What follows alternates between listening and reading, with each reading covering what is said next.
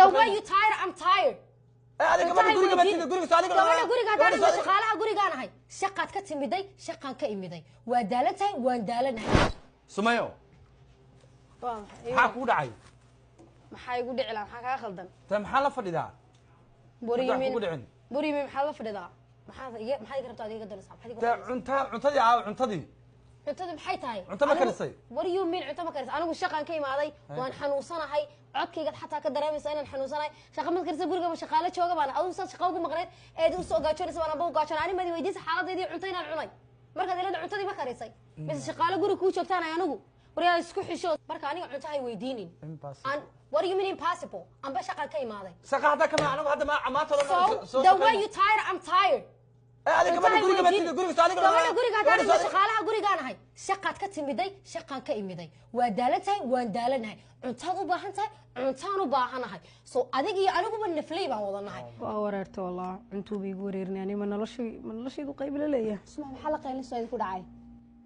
de walaalka nafti ilaahay uu way keenayba sidii anigu waxaan ahay jikadii oo cunto la weydiinay 9 waad ogtahay inaan xanuunsanahay wuu ogyahay inaan xanuunsanahay shaqaan ka imaaday intuu soo ag fariisan ku leeyahay cuntadii aawa miiskii buu garaacay qaylo wada anigu ma shaqaalaan ahay cuntada dhibaatada dhan meesha taagan ma cuntaa de dhibaatada dhan cunto ay kula dagaalaya waxaan aragtay xoolaha aad guriga ku haysatiin aad kursanaysiin cunto baa inta ka soo reebtay haye wayna wax ku sheegay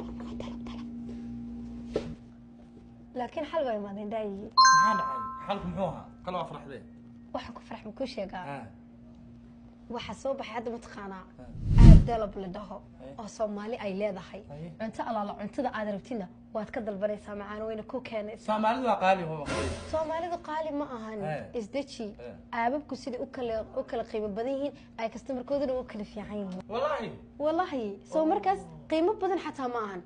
waad galaysaa Soomaaliya wiil Soomaali iskala waa soo dhalan garaysanaysaa cunto alaal cuntada rabto maqaad alaal maqaayada rabtida ka dalbay ku keenayaan meel kasta maqaayad anigana dagaalkeeni waxa loobay yaana xaliyay dalab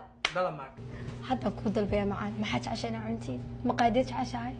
maqaayad liina way hadda kaaga dalbaya ama gobay diyaar adiyaani dagaalkeeni waxa xalisay